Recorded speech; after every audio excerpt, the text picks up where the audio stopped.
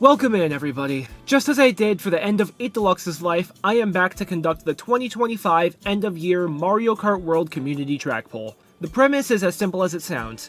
I reached out to competitive players from every corner of the space and simply asked them to rate every track in the game from 0 to 10 based on all the competitive formats they actively play. For anyone curious, this is the breakdown of those players and where they're from. If you're interested in how certain tracks did among certain player groups, let me know and I'll consider making some shorts or something out of that data.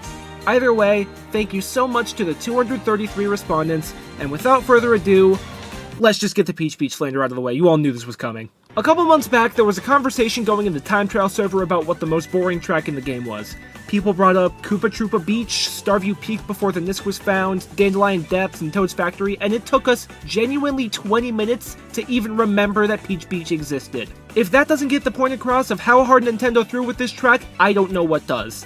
It's so disappointing too. Turning this into a section track felt like an idea with so much potential, and I really enjoy Section 2 in particular, but this Section 3 is just plain unforgivable, let alone as the ending of a track.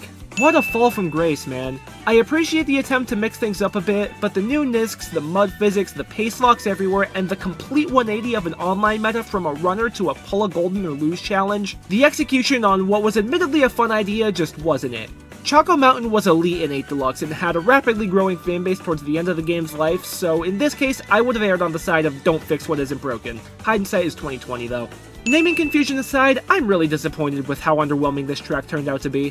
Whether we got the actual Koopa Troopa Beach or a Mario Circuit style mashup with one or two more of them, I would have loved to see a little more done with the absolute top tier theming this track got. Now that we're starting to see intermissions slowly become more and more normalized within the meta, I wonder how they'll affect the general perception of this track, because these are the ones to have actually seen changes thus far. Had this list have been made 2 months ago, I feel Desert Hills would have been firmly in F tier and even contested Peach Beach for last place. But to the track's credit, its recent strat developments have made it significantly more interesting lately. At the end of the day, doing all this is still a bit slower than just simply shrooming up, but running at least being a viable option now is a more than welcome change. I wouldn't be surprised to see this track place much higher next year. Starview Peak, on the other hand, is in really weird standing in that regard. The track does have something big and interesting to do, but that thing is not and may never be online viable. So you're either an online player with nothing to do but hope for shrooms at the end, or you're a time trialer that spends all your playtime failing runs to the Nisk. There's really no winning here. Maybe we do get good enough to get consistent at this down the line. It is still only a 6-month-old game, but who knows. Because we oh so desperately needed to keep this on the track list. We're not too far away from 20 straight years of Moo Moo Meadows and home console Mario Kart, take that information how you will. While I really appreciate the amount of high-level tech they were able to cram into the track this time around, they upscaled it so much and gave the track so much extra off-road, especially on the last turn, that they turned it right back into a bagger. So close, man, it's one single mistake every damn time. The Excitebike Arena comp is really easy to make to this track, and I mean, why not? Effectively an oval with some really high-level driving tech hidden underneath, this concept could have worked so well with all of MK World's new mechanics. But clearly Nintendo never learned their lesson from 10 years ago.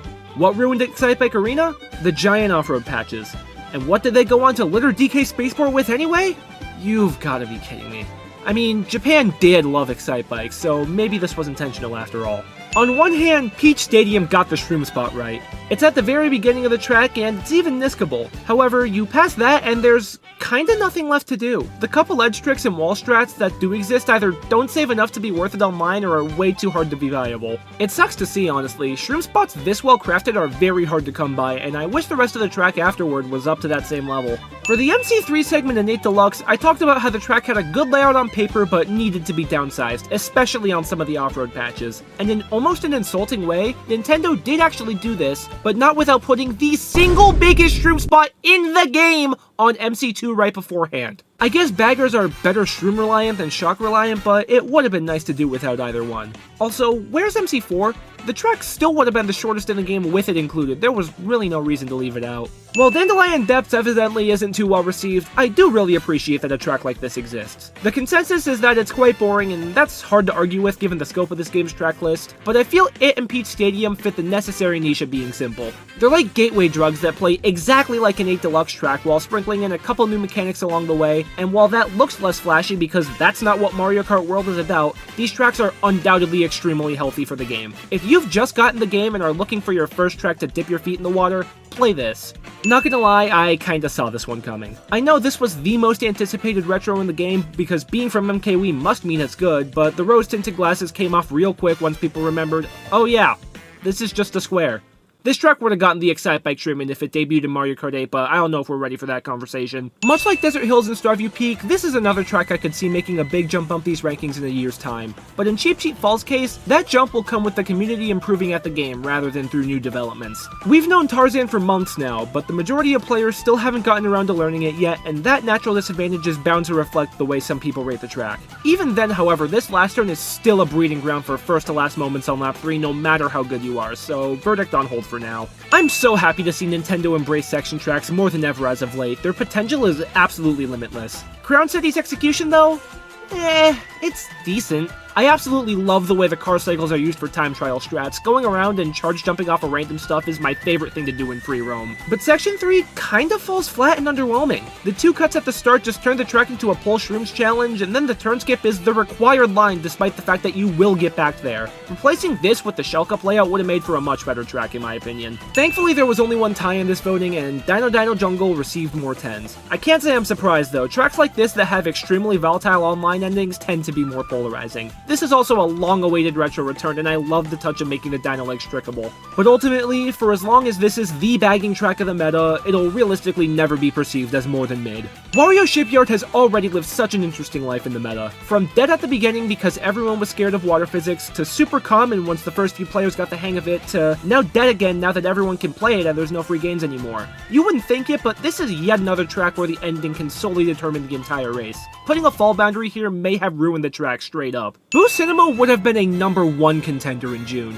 The fall-off is honestly sad to watch because this was the running track for the first month or so, and we've been getting some pretty awesome strat developments like the glider skip over on the time trial side. But once again, say it with me, the lap 3 ending ruins the track. This is no ordinary case though. This one might be the single worst in the entire game, which is crazy because there's not even off-road here. The best opening track the series has seen in a very long time, if not ever. Maybe we're just happy for it to be at least playable after enduring 11 years of Mario Kart Stadium, but having an opening track that's genuinely deep and difficult is so insanely nice for once. Plus, the fact that the final shroom isn't brain dead easy is a really nice way to mitigate any volatility the track might have had otherwise. It's still on site with the laps 2 and 3 NISC though, let's not get too carried away. Speaking of Mario Kart Stadium, does anyone else see the resemblance in the ending of Faraway Oasis? No? Just me? No big deal. At least unlike MKS, this track has plenty to do beforehand to make running worth the trouble, and all the stuff the world record does is actually online viable for a change. I've just personally seen one too many massive leads on this track evaporate for me to vouch for it to be any higher. I'm so happy to see Salty Salty Speedway be rerouted in time trials. The heavy combo of months prior just never really felt right on this track, and replacing the barely functional bottom route has done wonders for the track from a consistency standpoint. And seeing as how the majority of voters on this poll were time trialers, this is another track that has the potential to make a pretty big jump in the rankings next year. Remember how Peach Stadium had a perfectly crafted shroom spot and absolutely threw it away with the rest of the track being too simple? Well, this one on Great Question Block Ruins is just as good, but then the preceding track actually sticks the landing. This is what a shroomer should look like. You can actually win by breaking away on lap 1 instead of continuing to rely on the shroom spot later on, and that's such a nice change of pace from the Snowlands and Twisted Mansions of the previous game. Also, you can't just leave an entire word out of the abbreviation. This is GQBR and I'm proud to die on this hill. Thank God the track with consensus top tier, if not the best theming in the entire game, carries its weight as a track itself. Drybone's Burnout doesn't just look breathtaking, but it drives so nicely as well. I believe this track is a perfect difficulty. It has more than enough strats that actually aren't easy to do at every section of the track, but not too hard that the strats get relegated to time trials only. Now, if only any of that mattered online, however... Are you starting to notice a theme yet for these busted lap 3 endings? They're genuinely a defining feature of this game, and we haven't even talked about the track with one of the worst ones yet. From that standpoint, it becomes more of an arms race to see which track is the hardest runner outside of that, and therefore which track mitigates it the most. And well, given that there's more turns on DK Pass with a NISC than without one, it presents itself pretty well in that category. And so I leave you with some words of wisdom from the man himself. Wall ride! Tree, 2 trees, evergreens. Shroomless drifts. What? Remember back in June when this track was near universally hated because nobody could manage to stay on the ending vines? I'm so thankful that all wound up just being a skill issue because much like Drybone's Burnout, another track with elite theming actually wound up being a good track in general. The Shroom Spot might be the single best crafted turn in the entire game, and we need more stuff like it. I'm more than happy to have this track hold us over until we finally get our Wild Woods retro. As if the ongoing debate about long tracks wasn't prevalent enough, having a 4-minute long wrench thrown into it certainly didn't calm things down. My stance remains the same as it did in 8 Deluxe. Long tracks aren't bad because they're long, they're bad because, well, they're bad. 8D had some bangers that were over 2 minutes, and this Rainbow Road is absolutely amazing. It took the DK Mountain formula of, yes, it's so long that there's a near guaranteed Shocking Blue this race, but the skill ceiling is so high that you can outrun them, and it did that to near perfection. And yet, despite this, the track is still set up in such a way that the power items are perfectly balanced. It is just as comebackable as it is runnable if you know what you're doing, and I love the freedom of expression that a track like that gives. That all being said, however, I do get that 4 minutes is beyond the point of being off-putting to people no matter what the track might play like. By the way, Wild Woods won the 8 Deluxe community poll back in May with a 7.39. That would have only been good for 8th in this ranking. Whether we're still in the honeymoon phase with these tracks or they're actually just that good, that is an absurd stat because there's still an entire quarter of the game left. So Nintendo does have the capacity to make straight lines interesting. All that time we spent ridiculing them for giving the single worst 8-track a retro when Wild Woods and Electrodrome were right there, but hey, game recognized game. I do think the game mechanics are what makes this track shine and not the track itself, but there's no questioning that it's good regardless of how.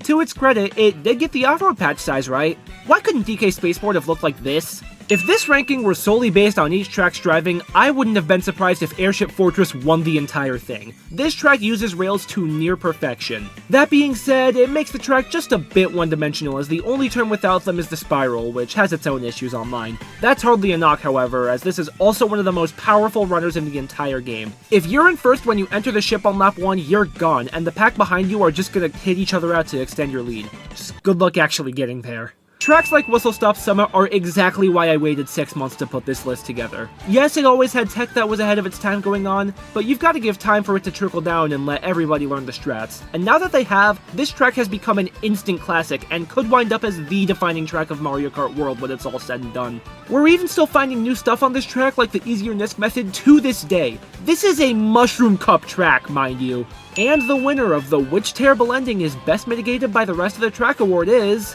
Wario Stadium. As you can probably tell by this placement and the 2 tracks left that we haven't named, a really big part of what makes a track good in Mario Kart World is how much decision making is involved.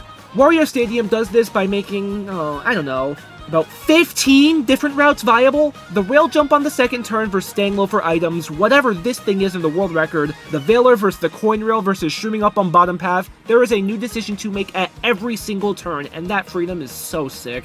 After Shy Guy Bazaar's snub from the Booster Course Pass in favor of Rock Mountain of all tracks, we have been starving for its return, and it did not disappoint. It rivals Wario Stadium in the amount of options you're given, but I think what made it score higher was the shock. It's not as clear-cut as Wario Stadium, where it's just going to be used at Veiler 3/4 of the time. There's quite a few really strong spots for it here. That versatility just adds another layer of depth to an already complex track, ensuring even more replayability and making you think just that extra bit harder about what to do. With the state of the current meta where shocks are very predictable because most tracks just have one broken spot to use them, that is a very much appreciated breath of fresh air. I don't have much to say that hasn't already been said about Bowser's Castle. Scoring an 8 on an aggregate poll like this is unbelievably hard. You can't get a whole community to agree on anything like this. And again, it stems from the freedom of choice this track gives you. There's more ways to do the beginning shortcut alone than there are ways to drive some entire tracks as far up as the middle of this list. Combine that with this track having even more viable shock spots than Shy Guy Bazaar, if not maybe the most in the entire game,